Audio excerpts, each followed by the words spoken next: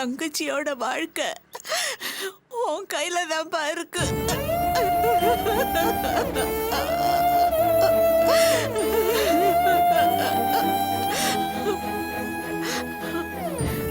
நீ நினைச்சாதான் இந்த கல்யாணம் நடக்கும். நம்ம குடும்ப கௌரவத்தையும் காப்பாத்திடலாம். இந்த கல்யாணம் நடக்கலைன்னா தூக்கு போட்டுட்டு தாப்பா சாகணும்.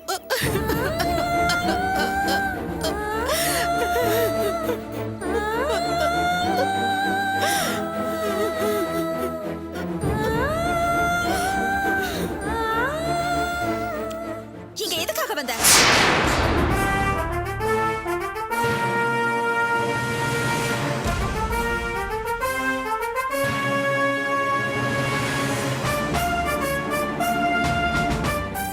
நீலி கண்ணீர் வடிச்சு வரவடி மறுபடியும் எங்ககிட்ட எதை எழுதி வாங்கிட்டு போலான்னு வந்திருக்க? அர்ச்சனா, நீங்க சும்மா இருங்க. எல்லாத்தையும் ஏமாத்தி எழுதி வாங்கிக்கிட்டு எங்களை நடு தெருவுல நிக்க வச்ச. இப்ப எதுக்காக வந்த? இந்த மரத்தடியை எழுதி வாங்கிட்டு போலான்னு வந்தியா? இல்ல அர்ச்சனா, நான் சொல்ல வந்ததை கொஞ்சம் கேளு. நீ எதுவும் சொல்ல வேண்டாம். என்ன தைரியத்துல இங்க வந்த? உனக்கு கொஞ்சம் கூட வெக்கமான சூடு சொன்ன எதுவும் இல்ல? சாப்பாட்டுல உப்பு போட்டு தானே சாப்பிடுற? என்ன ஜென்மம் நீ? என்ன நீ இப்படிலாம் பேசுற? வேற எப்படி பேச சொல்றீங்க? போதுங்க, உங்க மனிதாபிமானம் ஈவு இறக்கலாம். அன்னைக்கு கோவில்ல 4 பேர் பாக்குறாங்கன்னு கூட தெரியாம எப்படி அழுதீங்க? அதுக்கு காரணம் யாரு? இவங்க தானே. உங்களால வேணா அதை மறக்க முடியும், என்னால மறக்க முடியாதுங்க.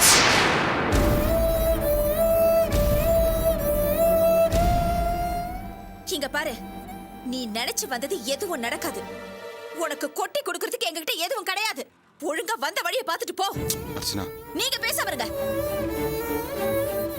உன் உடம்புல நல்ல ரத்தம் ஓடுறதா இருந்தா முதல்ல இங்க இருந்து போ.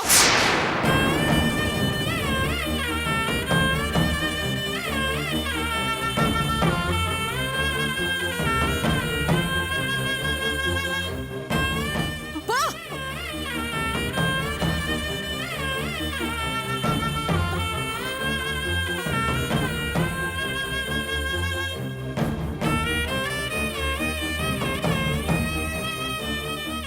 வாங்க சாப்பிடலாம்.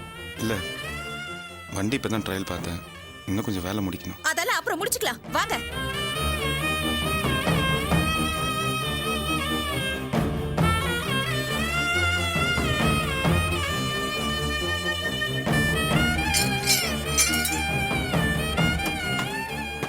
என்னப்பா, வேலை முடிஞ்சதா?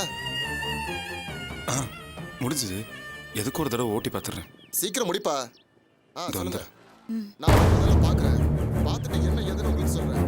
சரியா? ஓகே.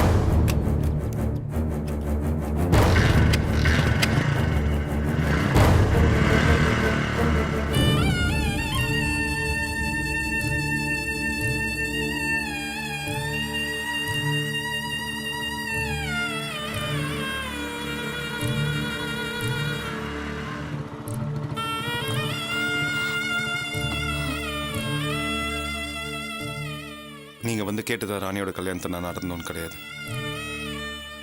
நீங்க ஒரு வார்த்தை சொன்னீங்கல்ல, தங்கச்சின்னு. நீங்க வேணா உதட்டளவில் அந்த வார்த்தையை சொல்லியிருக்கலாம். ஆனா நான் அந்த வார்த்தையை உசுரான்னு நினைக்கிறேன். சும்மா உங்களை பயமுறுத்துறதுக்காகவும் மிரட்டுறதுக்காகவும் நான் சொல்லாத விஷயத்த அப்பா நான் சொன்னதை உங்ககிட்ட சொல்லியிருக்காரு.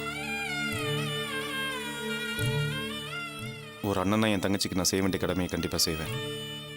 கவலைப்படாம போங்க. ராணி கல்யாணம் நல்லபடியாக நடக்கும்.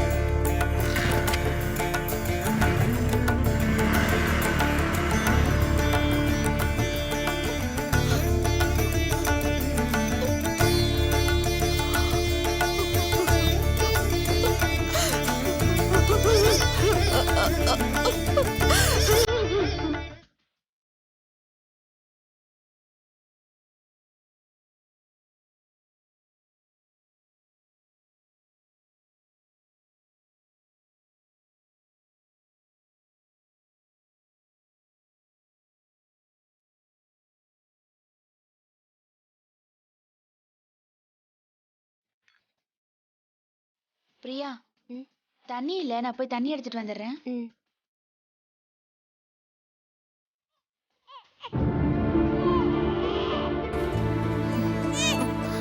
என்னம்மா எதுக்கு அழறீங்க? இங்க பாருங்க செல்ல, இங்க பாருங்கடி. அழக்கூடாது, அழக்கூடாது, அழக்கூடாதுடி. அச்சச்சோ, எதுக்குமா அழக்கூடாது குட்டிமா. அம்மா அப்பாவுக்கு சாப்பாடு எடுத்துட்டு போயிருக்காங்க, உடனே வந்துருவாங்க. அதுக்குள்ள அழக்கூடாது என்ன? இங்க பாருங்க. அச்சச்சோ, சரிடா. அச்சச்சோ, அழக்கூடாதுடா பட்டு. இங்க பாருங்க. ஒண்ணும் இல்ல. என்ன பிரியா, எந்திரிச்சிட்டானா? என்னன்னே தெரியல, பயங்கரமா அழறான். அச்சச்சோ. அழுதுட்டு இருக்கானா? தூக்கி சமாதானப்படுத்த வேண்டியதானே? என்ன பண்ணிட்டு இருக்க நீ? அக்கா தான் என்ன குழந்தைய தூக்க கூடாதுன்னு சொல்லிருக்காங்கல்ல, அதனாலதான் உங்ககிட்ட குழந்தைய கொடுத்து பாத்துக்க சொல்லிருக்காங்க. அவங்க ஏதோ கோவத்துல சொல்லிருப்பாங்க, அதுக்காக அழற பிள்ளைய வேடிக்கை பார்த்து. சரிடா, அழாதுடா கண்ணா. அச்சச்சோ, தள்ளு. தூக்குங்கக்கா. பாப்பாவை இப்படி அழ விட்டு பாத்துட்டு இருக்கியே, ஏன் செல்லம்? ஏன் இப்படி அழறீங்க? என்னாச்சு? இங்க பாருங்க, அத்தைய பாருங்க. இங்க பாருங்க, சித்திய பாருங்க. ஏன் பார்க்காம ஏன் இப்படி அழுதுட்டு இருக்கீங்க? என்ன வேணும்? ஏன் பிரியா இப்படி அழறான் பாப்பா? இவன் பசியில அழறான் போல இருக்கு. ஐயோ, வீட்ல பால் வேற இல்லையே. சரி, நீ குழந்தைய வச்சுக்க, நான் போய் பால் பாக்கெட் வாங்கிட்டு வந்துடுறேன், காய்ச்சி கொடுத்துடலாம். இல்ல, குழந்தைக்கு பாக்கெட் பால் ஜீரணம் ஆகாது, தாய்ப்பால் தான் கொடுக்கணும். அக்கா வர லேட் ஆகும் போல இருக்கே. உங்க அம்மா அப்பாக்கு சாப்பாடு கொடுக்க போயிருக்காங்க, வர லேட் ஆகும். கொஞ்ச நேரம் அழாதீங்க. சரிமா, ஒண்ணுலடா. பிரியா, அக்கா வர எப்படியும் லேட் ஆயிடும் போல இருக்கு. குழந்தை வர அழுது மூச்சு முட்டிடுமோன்னு பயமா இருக்கு. நீ பால் குடு பிரியா. இல்ல, வேண்டாம். ஏற்கனவே நான் பால் கொடுத்ததுனாலதான் அக்கா என்ன சத்தம் போட்டாங்க. இப்ப வேற உங்ககிட்ட குழந்தைய கொடுத்து பாத்துக்க சொல்லிட்டு போயிருக்காங்க. இப்ப அதுவா முக்கியம்? குழந்தை எப்படி அழறான் பாரு, மூச்சு முட்டிட்டு போகுது. புடி. சரிடா செல்லம், சரிடா. என் செல்ல இல்ல, அழாத குட்டி, அழாதடா. அம்மா வந்துருவாங்க, இப்ப வந்துருவாங்க அம்மா. சரியா? அழக்கூடாது.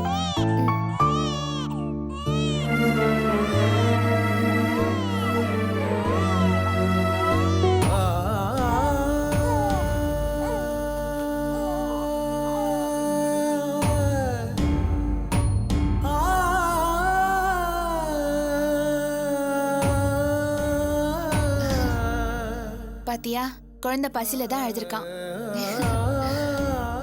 சரி, நீ பால் கொடுத்துட்டு நான் போய் இன்னொரு குடம் தண்ணி எடுத்துட்டு வந்துடுறேன்.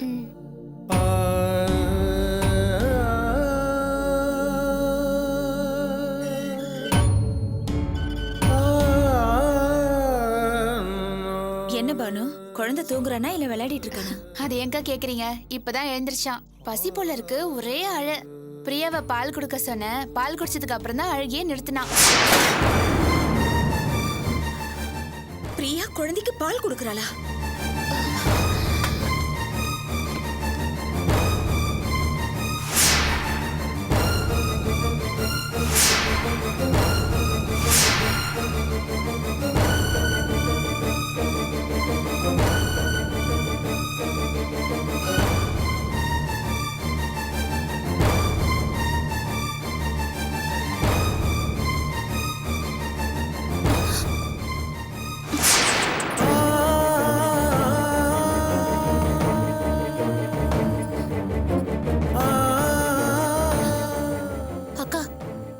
என்ன காரியம் பண்ண?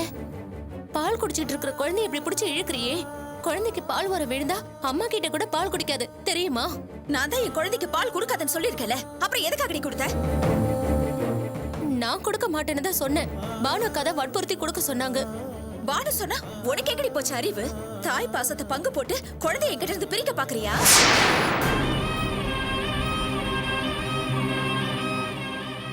எதுக்கு அக்கா கோவப்படுறீங்க? குழந்தை பசியில அழுது மூச்சு முட்டிட போதுன்னு தான் பிரியா கிட்ட பசி அத்த சொன்னேன். அது தப்பா? குழந்தைய உன்னை நம்பி பாத்துக்க சொல்லி விட்டுட்டு போன பாத்தியா? அதுதான் நான் பண்ண தப்பு. எல்லா விஷயத்திலயும் பொறுமையா அமைதியா இருக்கிற நீங்க குழந்தை விஷயத்துல ரொம்ப அவசரப்படுறீங்கக்கா. அன்னைக்கு இப்படிதான் ஒண்ணுமில்லாத விஷயத்துக்கு பிரியா கிட்ட கோவப்பட்டு குழந்தைய ஹாஸ்பிட்டல் தூக்கிட்டு போனீங்க. இப்ப பாருங்க, தேவையில்லாம பிரியாவை திட்டிட்டு இருக்கீங்க. ஆனாலும் நீங்க குழந்தை பிறந்ததுக்கு அப்புறம் ரொம்ப மாறிட்டீங்கக்கா. ஆமா, நான் அப்படிதான். இது ஏன் குழந்தை, எப்படி வளர்க்கணும் எப்படி பாத்துக்கணும்னு எனக்கு தெரியும். குழந்தைய பாத்துக்க சொன்னதுக்கு எனக்கு நல்ல பாடம் கத்து கொடுத்துட்டேன்.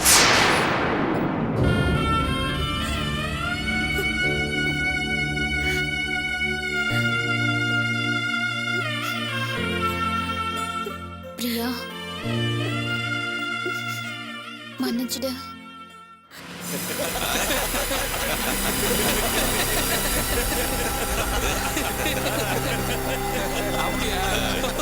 அதனாலதான் சொல்றேன், எந்த ஒரு காரியத்திலையும் இறங்கறதுக்கு முன்னாடி 4 தடவை யோசிக்கணும்.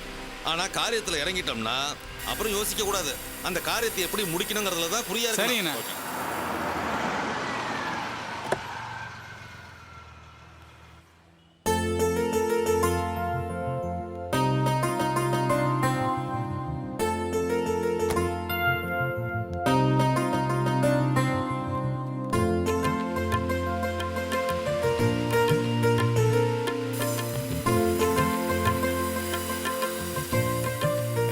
அண்ணே வணக்கண்ணே.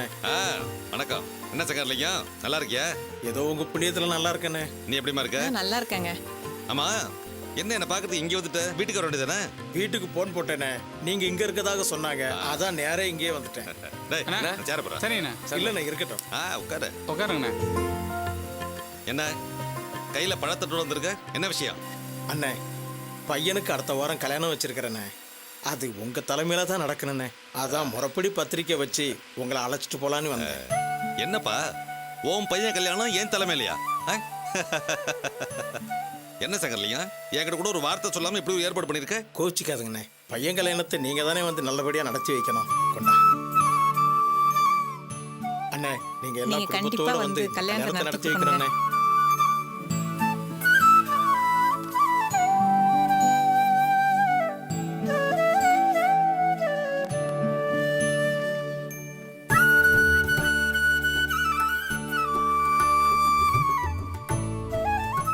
அண்ணனோட பேரை பத்திரிக்கையில பிரம்மாண்டமா போட்டிருக்கீங்க போல. என்ன சங்கர்லிங்கம், என்கிட்ட கூட ஒரு வார்த்தை சொல்லாம பத்திரிக்கையில என் பேர்லாம் போட்டு பிரமாதப்படுத்திட்ட. என்னண்ணே நீங்க ஏன் அண்ணனாச்சே, உங்களை கேட்கணுமா? மற்றவங்ககிட்டனா பேரை கேட்டு போடணும், அது அவங்களுக்கு மரியாதை. ஆனா உங்க விஷயத்துல உங்ககிட்ட கேட்காம பேரை போடுறதுதான் நான் உங்களுக்கு தர்ற மரியாதை. பரவாயில்ல சங்கர்லிங்கம், இன்னைக்கு நான் என்னை விட பெரிய அளவுல தொழில் பண்ணிட்டு இருக்கிறவன், நல்ல வசதி ஆயிட்ட. இருந்தாலும் பழசையெல்லாம் மறக்காம என் மேல அன்போடையும் பாசத்தோடையும் பத்திரிக்கை கொடுக்க வந்திருக்க. உன்னை நினைச்சா எனக்கு ரொம்ப பெருமையா இருக்குப்பா. என்னண்ணே இப்படி சொல்லிட்டீங்க? உங்களை பார்த்து நான் தொழில் கத்துக்கிட்டேன். இன்னைக்கு மகாலட்சுமி என்னை பார்த்து சிரிக்கிறான்னா அதுக்காக நான் உங்களை மறந்துட முடியுமாட்டேன். ஆமாங்க, டெய்லி உங்க பேரை ஒரு தடவையான்னு சொல்லாம இருக்க மாட்டாருங்க. எப்பவும் உங்க பேரை சொல்லிட்டே இருப்பாருங்க. அண்ணே, கல்யாணத்துக்கு அவசியம் வந்துடுறேண்ணே. கண்டிப்பா வந்துருவேன், கவலையப்படாத. அப்ப நாங்க வரோங்க. என்ன அது கூட கிளம்பிட்ட? இருந்து கூல் ட்ரிங்க் சாப்பிட்டு போ. டேய், பரவாயில்லண்ணே, இன்னும் நிறைய இடத்துல கொண்டு பத்திரிக்கை கொடுக்க வேண்டியது இருக்கு. நேரம் இல்லை, நான் வரேண்ணே. நான் வரேங்க. கண்டிப்பா வந்துருங்கண்ணே. வரேன்ப்பா. சரிண்ணா.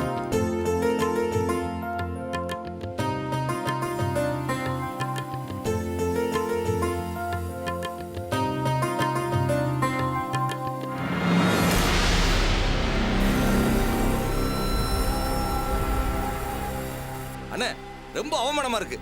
நீங்க எவ்வளவு பெரிய மனுஷன், உங்களை போய் இப்படி அவமானப்படுத்திருக்காங்களே. அவங்க மனசுல என்ன நினைச்சுக்கிட்டு இருக்காங்க? டேய், நிறுத்துறா. என்ன வந்ததுல தலையும் புரியாம வாலும் புரியாம உளறிட்டு இருக்க? என்னண்ணே ஒண்ணும் தெரியாத மாதிரி பேசிக்கிட்டு இருக்கீங்க? கல்யாண பத்திரிகையில உங்க பேரை போடக்கூடவா தகுதி இல்லாம போயிட்டீங்க? டேய், கல்யாணமே என் தலைமையில தான் நடக்க போகுதுடா. பாரு என் பேரை கலர்ல எவ்வளவு கிராண்டா போட்டிருக்கான்னு. அண்ணே, நான் இந்த பத்திரிகையை சொல்லல, உங்க சம்பந்தி வீட்டு பத்திரிகையை சொல்றேன். அதுல உங்க பேரையே போடல. சம்மந்தி வீட்டு கல்யாணமா? பேரு போடலையா?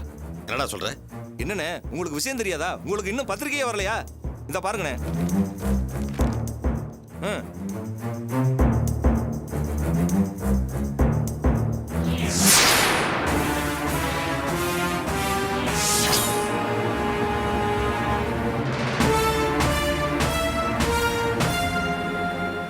என்னண்ணே நீங்க அவ்வளவு பெரிய பணக்காரரு சங்கர்லிங்க அண்ணன் உங்களை கேட்காமலே உங்க பேரை போட்டு எவ்வளவு பவ்யமா பழத்தட்டோட வந்து உங்களை கௌரவப்படுத்திருக்காரு.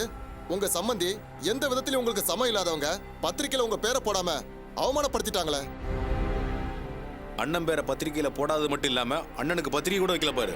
வெளியில உங்களுக்கு என்னதான் மதிப்பு மரியாதை இருந்தாலும் சொந்தத்துக்குள்ள இப்படி பத்திரிகையில உங்க பேரை போடாம விட்டது பெரிய அவமானம்னே. நிறுத்துங்கடா. என்ன நடந்துச்சு ஏது நடந்துச்சுன்னு தெரியாம வாய்க்கு வந்தபடி ஆளாளுக்கு பேசிட்டு இருக்கீங்க. நீங்க நினைக்கிற மாதிரி ராஜசேகர் ஒன்றும் அவமானப்படல. நான் தான் பத்திரிகையில பேர் போட வேண்டாம்னு சொன்னேன். அண்ணா என்ன சொல்றீங்க? பத்திரிக்கையில பேர் போட வேண்டாம்னு சொன்னீங்களா? ஆமாண்டா. பாரு இந்த பத்திரிகை பாரு. செல்வன் இந்த மெக்கானிக் பேர் போட்டுருக்கு பாரு. அவன் பேர் பக்கத்துல என் பேரை போட்டாது எனக்கு கௌரவமா இருக்குமா? அதனாலதான் வேண்டாம்னு சொன்னேன். ஆமாண்ணே நீங்க சொல்றது சரிதானே. அண்ணே நீங்க சொல்றது ஒரு வகையில சரியா இருந்தாலும் அந்த குடும்பத்துல நீங்க சம்பந்தம் பண்ணிருக்கீங்கண்ணே. உங்க பேரை பத்திரிக்கையில போடாம விட்டா அது எப்படிண்ணே? டேய் என்னடா பைத்தியக்காரத்தனமா பேசிட்டு இருக்க? நானா வேணும்னு போய் அந்த வீட்டுல சம்பந்தம் பண்ண? என் பொண்ணு அந்த பையன் மேல ஆசைப்பட்டு ஓடி போய் கல்யாணம் பண்ணிட்டா. நானும் வேற வழி இல்லாம ஒத்துக்கிட்டேன். என் பொண்ணுக்காக அவனுக்கு ஒரு தொழில் வச்சு கொடுக்கணுமேனு அந்த கடையை ஆரம்பிச்சு கொடுத்தேன். மற்றபடி அந்த வீட்டோட எந்த நல்லது கெட்டதுக்கு நான் போறதில்ல வரதில்ல. நீங்க தேவையில்லாம கண்டபடி பேசிட்டு இருக்காதீங்க. சரி போய் எல்லாரும் வேலையை பாருங்க. சரிண்ணா.